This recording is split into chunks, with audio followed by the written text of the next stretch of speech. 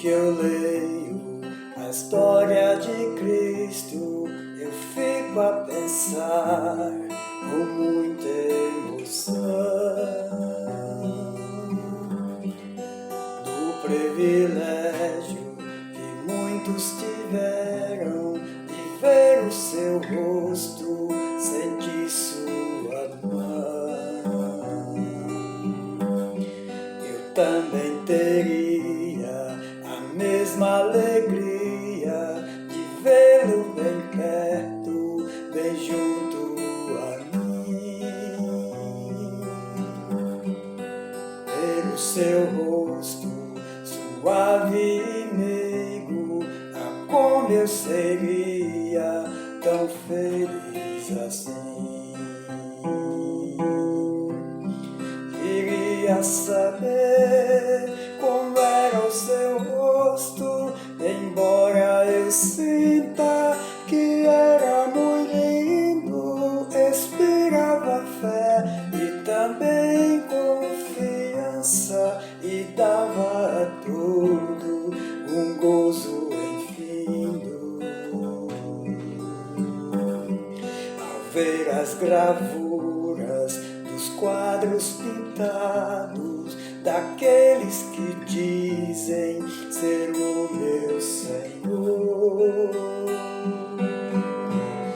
meu ser não aceita o que está na tela, é a falsa inspiração do pintor.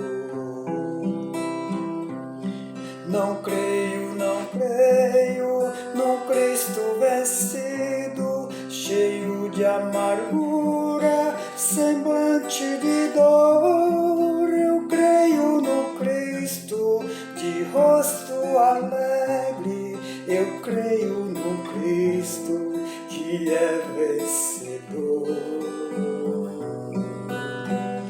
Um dia também eu verei face a face, assim eu creio, pela minha fé. Oh, aleluia, verei o seu rosto, verei a Jesus. Como ele é. Oh, aleluia, verei o seu rosto, verei a Jesus. Como ele é.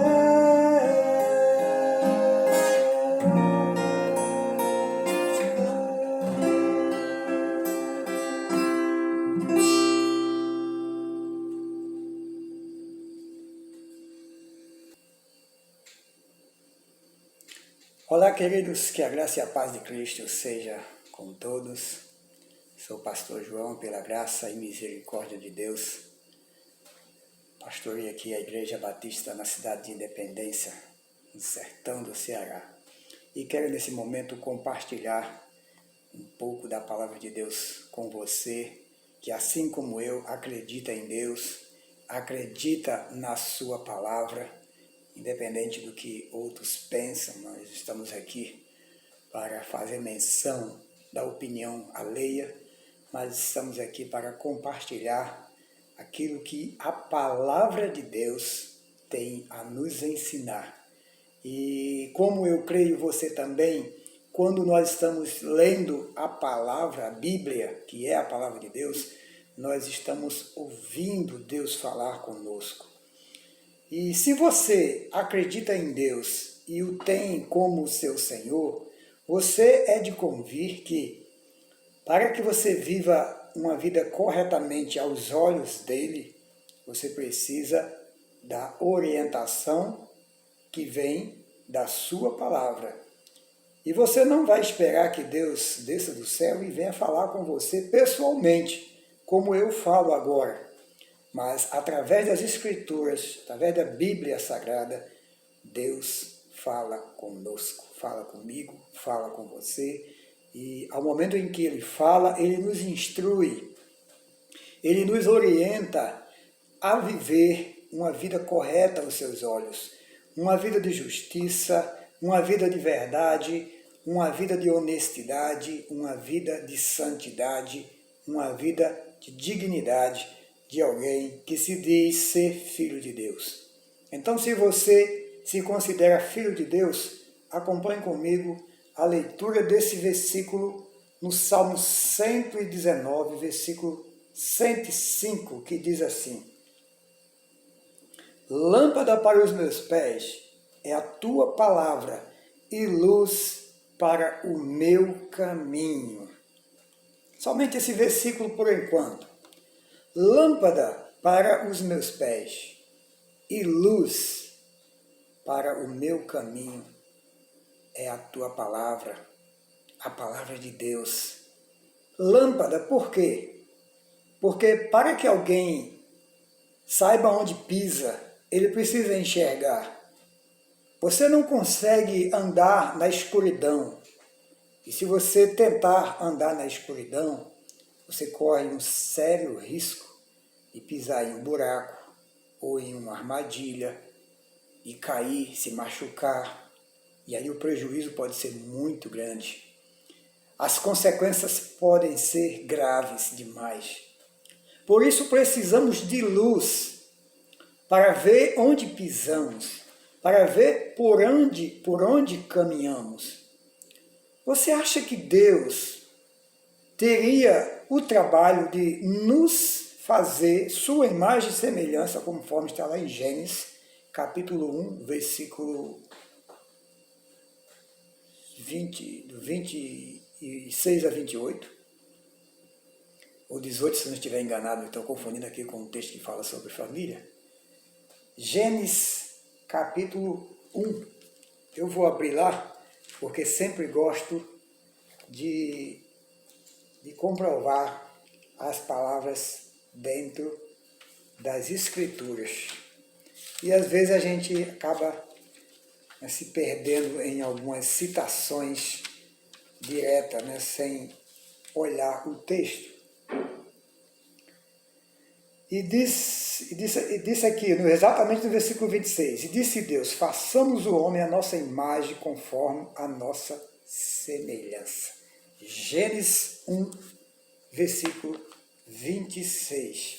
E voltando aqui para o nosso texto, versículo que acabamos de ler, o Salmo 119, versículo 105, que diz que lâmpada para os meus pés é a tua palavra e luz para o meu caminho, nos leva a refletir sobre a importância que há em se conhecer a palavra de Deus, para que possamos caminhar de maneira segura e não corremos nenhum risco de nos machucarmos, de nos perdermos, de errar o caminho e não conseguir chegar ao destino desejado. Qual é o seu destino desejado como vida, como pessoa?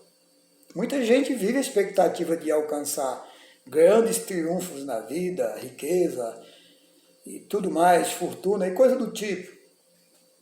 A gente não está aqui para discutir essas coisas, cada um pensa o que quer pensar, cada um foca naquilo que deseja alcançar. Mas no fundo, todo mundo acaba na mesma situação, não é isso? Os dias do homem já estão contados por Deus. E por mais que esse viva, como diz a própria palavra, eles não passarão de 100 anos, 120, estourando aí. A maioria, de acordo com o Salmo 90, é que o homem vive entre 70 a 80 anos. E no mais, no enfado, na canseira. Então não adianta ficarmos presos apenas às coisas aqui do mundo, porque tudo passa. E de acordo com essa observação, quais são as suas expectativas de vida? qual o seu alvo, aonde você pretende chegar. Para que você chegue em um devido lugar, você precisa seguir um caminho. Você precisa ter uma diretriz na vida. Você precisa saber se está realmente no caminho certo. Do contrário, você não chega aonde você planejou.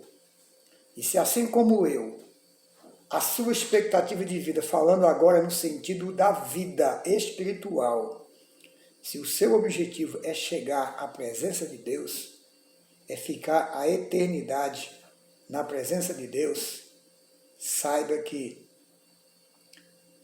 o único recurso que eu e você temos para acertar o caminho é a palavra de Deus.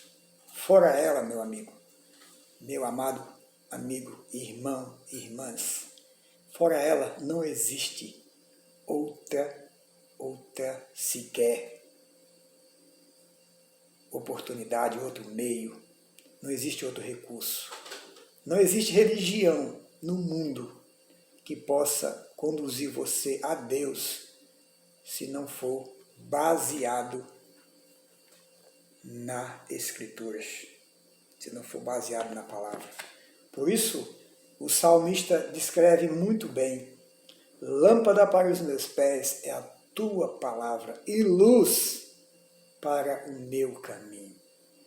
Então a palavra é de suma importância, é essencial, é tudo que eu e você precisamos para trilharmos o caminho da vida e chegar até Deus.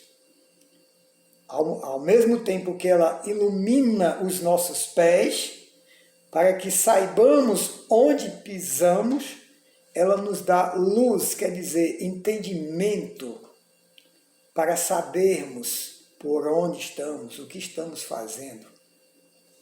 Se voltarmos mais um pouquinho aqui, nesse mesmo Salmo 119, os versículos 9 a 10, ou melhor, 9 a 11, depois o 15 e 16, diz assim, Salmo 119, versículo 9.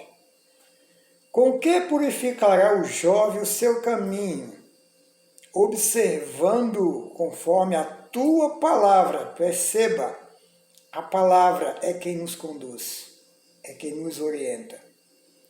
E vamos tirar aqui o jovem, vamos colocar a pessoa, porque não é só o jovem que precisa se purificar, mas a pessoa em geral, o homem em geral, a mulher de um modo geral, todas as pessoas. Então vamos trocar aqui sem correr nenhum risco de deturpar a palavra de Deus, porque não há risco nenhum aqui, certo? Porque o jovem está aqui no lugar de uma pessoa.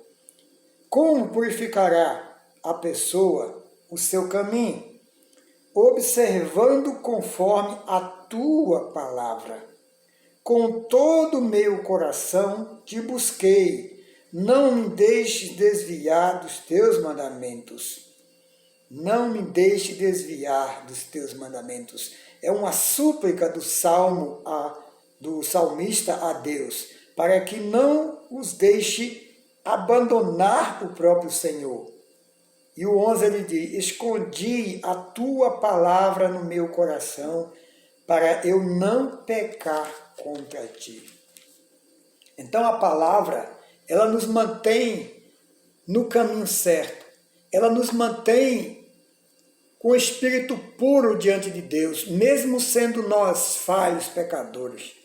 Porque quando Cristo entregou a sua vida na cruz, por mim e por você, Ele entregou pagando pelos nossos pecados, pelas nossas impurezas. E Ele nos apresenta a Deus como justificados, como santos diante de Deus, porque Deus é santo, então tudo que pertence a Deus tem que ser santo. Deus não coabita com nada impuro, com nada profano, com nada pecaminoso. Então, para que alguém pertença a Deus, tem que procurar viver uma vida de santidade, tem que viver. Então, logo, todos que pertencem a Deus são considerados santos aos olhos do Senhor, porque Jesus, ao derramar o sangue dele naquela cruz, ele nos purificou. A todos que creem nele, ele purifica de toda injustiça, de toda imundície e de toda impureza. E ele então apresenta o homem diante de Deus justificado, perdoado, purificado e santificado. Só assim o homem pode ter acesso a Deus, pode ter comunhão com Deus. Porque na visão do Antigo Testamento, na época do tabernáculo, na época de Moisés, que Deus ordenou que se construísse um tabernáculo para lugar da sua habitação no meio do povo, no tabernáculo existia a entrada, a cerca em volta, né? Existia a porta de entrada e logo após a porta tinha o altar do sacrifício, onde os animais eram sacrificados pelo pecado dos homens. Então, alguém que fosse adentrar na tenda, no tabernáculo, antes teria que passar pela porta, é evidente. E a porta é uma simbologia que aponta para Cristo. Jesus é a porta que leva o homem até Deus. E uma vez que você entra na porta, ou pela porta, você logo se encontra com o altar do sacrifício. Isso quer dizer que para ir à presença de Deus tem que haver o quê? Morte. Morte de quem? Do homem pecador. Da carne, das maldades, das malícias, de toda a imundícia que há na gente. Então tudo isso é representado ali no tabernáculo, no altar, o primeiro altar do sacrifício. Não é isso? Ali o animal que é morto é colocado ali e é queimado no fogo, então representando a purificação de todo o pecado. E passando pelo altar, vem a bacia de bronze com água, onde os sacerdotes lavavam as mãos e os pés, simbolizando também a limpeza, a pureza antes de entrar na tenda. E quando chegava à tenda, ele encontrava uma mesa com os pães sem fermento, o candelabro, que era para iluminar, e a mesa de incenso. A mesa com os pães representando Jesus Cristo, o alimento da vida, o único que pode dar vida ao homem. Lembra que Jesus diz lá em Mateus 4, quando ele foi tentado pelo diabo, que o diabo pediu que ele transformasse as pedras em pães, se ele fosse realmente filho de Deus? E Jesus diz: nem só de pão viverá o homem, mas de toda a palavra que sai da boca de Deus. E no Evangelho de João, capítulo 8, Jesus diz ao povo: eu sou o pão da vida, o pão que desceu do céu e dá a vida pelos homens. Então Jesus é o único que pode nos dar vida a ponto de podermos permanecer na presença de Deus.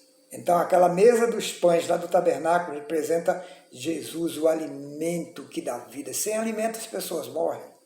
Então Jesus te alimenta, Jesus te dá vida em Deus. O candelabro é a luz que ilumina, que te dá orientação, te mostra para onde vai. E você não está na escuridão, você não está perdido, porque tem luz diante de você. O candelabro representa também Jesus, que diz que é a luz do mundo. E a mesa de incenso? Mesa de incenso é o lugar de intercessão, aonde o homem coloca diante do altar de Deus suas condições de vida em oração perante Deus.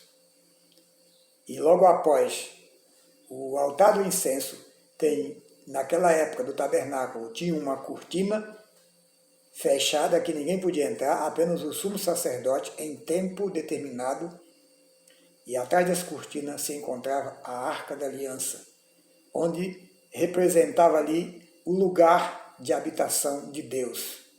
E ele habitava em cima dessa arca, no meio dos querubins, 2 anjos feitos de ouro puro, ordenado por Deus, em cima da tampa da arca. Deus se apresentava ali. E, portanto, o homem não tinha esse acesso a Deus. Tinha uma cortina que impedia a presença do homem diante de Deus. Mas quando Cristo morre na cruz, o véu do templo, esse véu se rasga de alto a baixo, isto é, de cima para baixo. Isto representa exatamente que Cristo tirou a separação entre eu e Deus, entre você e Deus.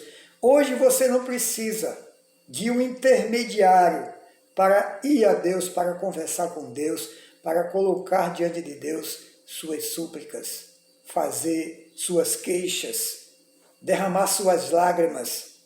Se você vai em nome de Jesus, você é aceito por Deus. Ah, mas o que eu fiz de errado?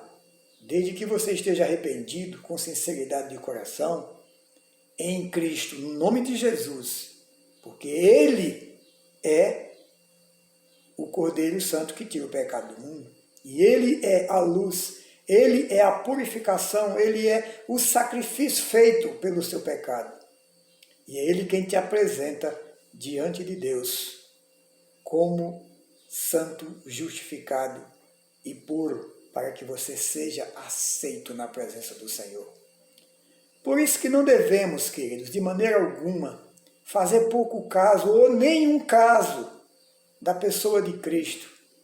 Seguir Jesus apenas por informação de terceiro, isto é, de outras pessoas que falam para você, daquilo que pintaram para você, não significa que você conhece Jesus. Jesus é o Filho de Deus que entregou a vida por você, a vida pura, sem pecado, para remir você dos seus pecados. Remir quer dizer exatamente pagar uma dívida que você não tinha condições de pagar. Entende? E por isso, para que eu e você possamos continuar nos purificando, buscando essa santidade, nós precisamos nos alimentar da palavra de Deus. O salmista está num contexto muito aquém, isto é, muito antes de Cristo. Não é? Muito antes, mas ele já escreveu tudo apontando para Jesus. Lâmpada para os meus pés, luz é a tua palavra e luz para o meu caminho. Jesus diz, eu sou a luz da vida. Aquele que me segue não andará em treva. Pelo contrário, terá a luz da vida. E o próprio Jesus também diz em João 14,6, eu sou o caminho, a verdade e a vida. Ninguém vem ao Pai senão por mim. Então, querido, a palavra que eu gostaria de deixar hoje para você, para a sua reflexão, para que você aprendesse ou aprenda a valorizar mais a palavra de Deus, porque ela é lâmpada para os seus pés, você vai saber onde pisa. Ela é luz para o seu caminho. Caminho dá a entender o quê? Uma conduta, é isso? Um segmento onde você vive dia a dia rumo a chegar em um lugar, rumo a um lugar, melhor dizendo. Sua intenção quando caminha é chegar em um determinado lugar.